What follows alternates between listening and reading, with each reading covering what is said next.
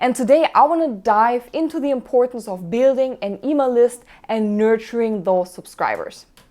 Email marketing is something that a lot of business owners really undervalue. Just the sheer amount of daily emails that really flood your inbox makes you think, you know what, email marketing, it's not even worth it. Creating an email list, nurturing those subscribers, typing up all the content and taking care of it, not worth it. What a waste of my time. But stop, I have to tell you, this is absolutely wrong. When you set up your email automation correctly, when you nurture your subscribers, when you really get out there to get subscribers, this can be a massive benefit for your brand. And now you might ask yourself, why would that be a massive benefit for my brand, Nina? Well, first and foremost, you own the data. And nowadays in the digital world, owning someone's data is super, super important. I want to say it's probably the most compelling advantage of email marketing, owning the data. And when you think about other social media networks, so let's say Instagram, Facebook, Pinterest, LinkedIn, really any other social media network, they can revoke your access tomorrow. So let's say you violated something, or the policy changed, or that social media network is just simply not around anymore, or no one is using it, you lost all your followers, you can lose your access. Also, another disadvantage when you think about social media, you cannot just go to your social media platform and say, hey, I'm going to download all those 10,000 subscribers, including the name and email and IP data and whatnot. That's not really possible. You cannot download someone's data. Half of those people on social media, they're probably not even using their real name. It's just some random generated username. But when you think about email marketing, you really own the data. So you can download their information, you can use it for other marketing incentives, you can even remarket them. Now, what is remarketing and why should it matter to you? As mentioned before, you cannot download your data from your social media networks, but you can download the data from your email subscribers. And since you can download your subscribers' contact information, so name, email, phone number, whatever you're collecting, so whatever information you collect at the beginning when the subscriber is entering your email list, this is a great way for you to use all the data and then really utilize it for remarketing purposes. So you can really personalize the message. And now if you think like, okay, I get it, I can download my data, but what is all this remarketing and I can use someone's data online? What does that even mean? I'm glad you asked yourself that question. So you can set up ads on Facebook and you can upload your custom data to the platform.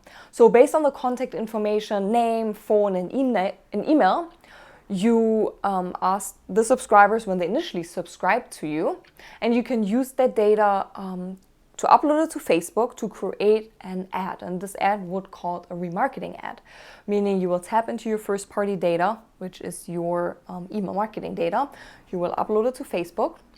And to really put it in layman's terms, Facebook will find those exact users on their platform and then show them your ad. So at this point, you're not only sending them emails, but also you're showing them ads about your product, service, or whatever you're trying to market to them. And what's great about this whole approach is that those individuals, they've already shown interest in your brand or in your product, so thereby increasing the likelihood of engagement. So meaning engagement with your ads that you're running online. So whether it's leading to a phone call, a free consultation, or a product purchase. And if you think about it, if you have a little bit of experience with marketing or advertisement, paid advertisement online, you understand that nowadays it's really tough to target someone.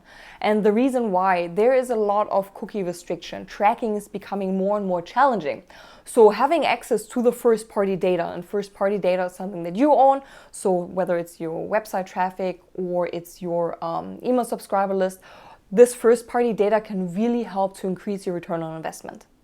Another reason why you need to include an email automation, because it helps you to increase brand recall. Consistency is key, especially in this digital world. And if you're regularly sending out value-filled emails, this really ensures that your brand remains a familiar and welcome presence in someone's inbox.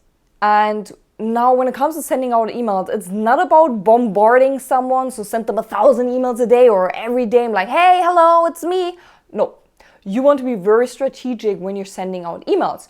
And it's not about just sending out tons of random emails with anything and everything that is coming to your mind. You say, well, I just have to send out something because I want to be on top of mind. Nope, that's not what I'm talking about. You want to send out emails that are value filled. You want to send out emails that provide a content that resonates with your audience, that informs your audience, or that entertains or educates your audience. Another reason why you want to have an email marketing in place is, of course, email automation. And I mentioned it before, but email automation is everything. I don't even know what I would do in my day-to-day job if I wouldn't use email automation. It's just so convenient. And when it comes to email marketing, automation is really going to be your BFF. It's your best friend, you want to go hand in hand, it's amazing. Because the last thing that you want to do is sit on your computer every day typing emails. Nope, you do not have the time for this, and you shouldn't type emails on a daily basis to send it out to your subscribers. So you want to create different email sequences based on your audience's behavior. So for example, a new subscriber might be greeted with a warm welcome sequence, gradually introducing them to your brand, so they can learn more about yourself and your brand, what you're all about. And their interactions with these emails can really determine the journey you want that subscriber to go through. It's really about nurturing a relationship and not just sending out random emails. And now we talked about when, let's say, a new subscriber is entering your list, you put them on a welcome sequence. But let's say someone goes to your online shop and that person buys your product online. So that person could be placed in a different email sequence in a workflow that would upsell them a product. Another reason why you should be using email automation is because you can segment your audience. The beauty of email marketing is that you can be as granular as you want, and that is amazing when we talk about marketing and targeting someone. You can segment your email subscribers into distinctive categories such as age, location, or buying behavior. And when you segment your email subscribers into location and buying behavior, or even previous purchase history, it will really enable you to hyper target these specific subscribers with content that really resonates with them. Because when you think about email automation or sending out emails in general, it's not about just addressing them by the first name, it's about resonating with their unique needs, interests, and pain points. What you have to remember, everyone is getting tons of emails on a daily basis. So the last thing you want to do is just sending out a random email that doesn't resonate with someone. What you want to do, you want to serve content that aligns with that individual subscriber's profile. So you're not just marketing to them, but you're really building rapport in a relationship. So this way, when someone sees your email sitting in the inbox, they want to click on it because they know, wow, every time, let's say Nina is sending me emails, they're value packing, they're really giving me information and helping me with the struggles that I'm currently experiencing.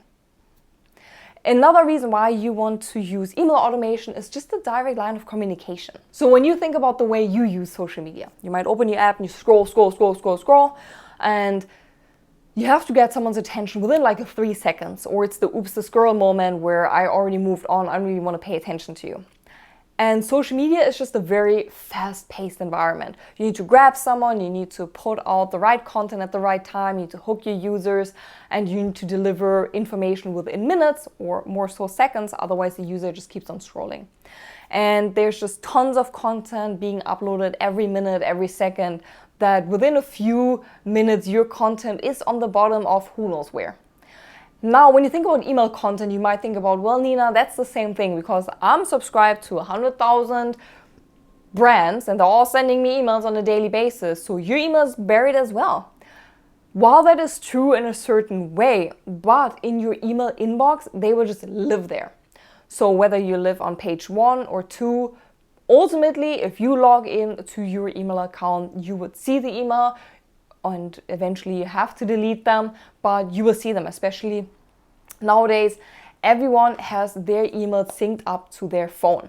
So I read a study that, according to an online study, 99% of email users check their email every day, and some of them check them as much as 20 times a day. And that's a lot. And I definitely fall into the 20 times a day because all my work emails go there. But really, when we think about, we use our phones so much, and I catch myself doing this too. You just sit there and you refresh your emails. And whether you're opening them or not, but you kind of subconsciously recognize the emails that you're getting. You just look at, okay, oh, it's an advertisement, oh, okay, and these people emailing me again. You might not click on them, but you still see them. And if you still think that email marketing doesn't really make sense, just think about the 99% of users checking their emails on a daily basis. And when I think about my day and other people's days, really the first thing that we do in the morning is often go and check our emails. And I'm not alone, 58% of users also check their emails before they even open their social media accounts. And funny enough, because I do the same thing. I go in the morning, I wake up and I try not to immediately grab my phone. It's not really my regimen. I'm trying to first get out of bed, get ready, and then once I look at my emails and at my phone when I'm sitting at the breakfast table consuming breakfast. But that's really the first thing I turn on my phone. The first thing I'll look at is my email account. And when you think about it, this really provides a direct, often uninterrupted line of communication between your brand and your audience. And here's a quick tip that I want to share with you. As I said before, of course, just like social media, even email marketing, it's very crowded. The inbox is crowded, so you have to stand out in the crowded inbox. And you can achieve this by really crafting a subject line that evokes an emotion and that speaks to someone's pain points. There's a technique that I'm using, and keep in mind, use it sparingly, but an effective technique is to use the prefix to your subject lines with RE. And RE is really implying regarding or response to. So for example, you can say RE, semicolon, your recent purchase, or RE, vacation booking. While it suggests familiarity, the reality is that the customer did not purchase anything in your store, and they also did not purchase the vacation. But you want to make it seem like they did. So whenever you send out an email with the RE, so the regarding, it can make it seem like, did I buy something? Did I book this vacation I'm not aware of? And it would encourage the receiver to click on the email, to open the email, and to consume your content. And now obviously a huge word of caution. Use this tactic very, very, very thoughtfully to ensure genuine engagement without compromising credibility. You do not want to keep sending those emails over and over again, and then it seems like is this person seriously kidding me, sending me the same BS emails? I didn't purchase anything, so stop sending me those emails. You want to use them very sparingly, but they do work. I've seen it in the past, but again, very sparingly. Another advantage of email marketing, of course, is the cost effectiveness, because email marketing often tends to have a higher return on investment compared to other digital strategies. And the reason why you get a higher return on investment with the email marketing, because it's relatively low cost, especially when considering the potential reach and the granularity of your targeting. So to simply put, email marketing offers a significant bang for your buck. Another advantage and why you need email marketing is cultivating trust and brand loyalty. You know, I'm all about trust, I'm all about brand loyalty, I'm all about building credibility, because this really helps you to lure your followers in, to turn them into customers. And if you continue to nurture your subscribers by providing valuable and consistent content, it can really help you to foster trust. And the more stuff or the more content you provide, the more valuable content you provide, over time this translates to trust translates to loyalty, and then you can turn your subscribers into long-term customers or even brand advocates. And at the end of the day, we want to turn those subscribers into brand advocates. And you can do this by just providing content and content and content. So it's giving before you take anything from them. Another great advantage is definitely a higher conversion rate. So emails, especially if you tailor those emails to the recipient's behavior and preference, Typically, those emails tend to have a higher conversion rate rather than the cold outreach methods. And the cold outreach method that I'm referring to is whether it's a cold calling or just putting up a TV commercial or targeting them online. But if you use email marketing and they already subscribed to your email, so they took the first step, it's just a way more of a personal touch, makes the recipient feel just understood and valued. What I recommend to all e-com businesses, use email marketing to recover abandoned carts. Because when you use emails to recover abandoned carts, this is super helpful to increase your conversion rates. So let's say I go to your e-com store, I put all the products in my basket, created an account, and I decided, you know what, I just don't want to check out. It's fine, I'll just do it later.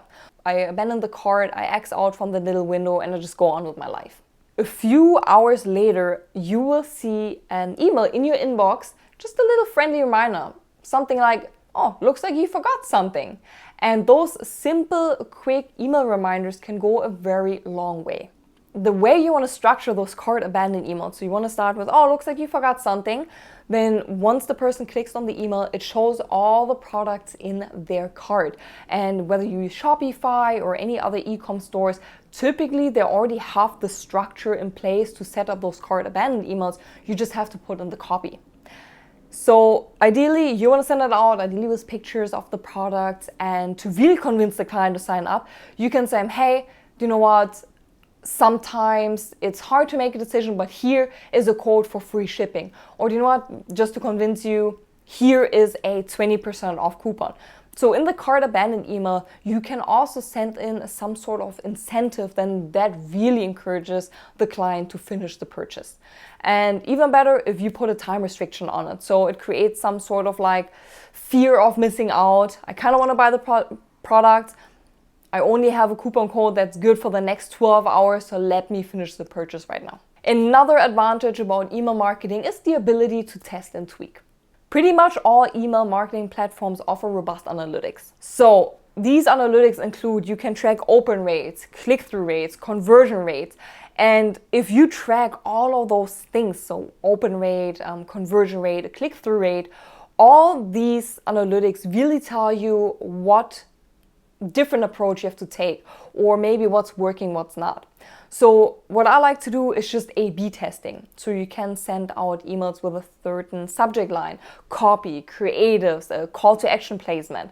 And it really helps you to understand what email works and what email doesn't work. So you can refine your strategy based on real data to find the perfect call to action, the perfect subject line that really encourages viewers to open your email and click through to your website or wherever you want to guide them to. Another advantage about email marketing is definitely fostering a sense of community. Regular newsletters or updates can really help to create a community and a community bond around your brand. So whether it's special offers, behind the scene content, subscriber only content, if you provide that type of content that you would only get if you subscribe to your email, it really helps to make subscribers feel some way, shape, or form that they're part of this super exclusive club. And they can only be in this club if they subscribe to your email. And of course, I mentioned it at the beginning of this video already, but really reducing the dependency on third-party platforms. Over-reliance, dependency on just a single platform is never a good idea. It's risky, and I don't want to be dependent on some social media platform that can go away tomorrow. Also, algorithm changes, platform policies, or just unexpected shutdowns can really drastically affect your visibility and reach. So creating your own email list, really having your own data reduces the dependency, ensuring that you always have a direct way to reach your core audience. And now if you think to yourself like, well, I mean, my email marketing provider can shut down tomorrow and take all my data. If you're worried about it, you can always, let's say every month, download your email marketing data to an Excel form that you store in a cloud or on an external disk. But what I'm telling you, you don't want to put all your eggs in one basket and say, you know what, I'm only dependent on Instagram. And if Instagram goes away tomorrow, you're doomed. Your entire brand is going down the drain. You don't want this. And of course, you can build social media following on each and every channel. But at the end of the day, you want to own the data. You want to do remarketing with the data. You want to build a relationship. You want to have a direct line of communication. You can achieve this by email marketing. If you need help setting up email marketing, you can always reach out to me. You can either slide into my DMs, you find me at The Social Wisdom everywhere, or you can send me an email at nina@thesocialwisdom.com, and I can definitely help you build out your email sequences. And this also led us yet again to another episode of the Content Marketing Cheat Sheet podcast. I'm so glad you tuned in today, and I cannot wait to see you next week. Until then, goodbye, how we say in Germany, auf Wiedersehen.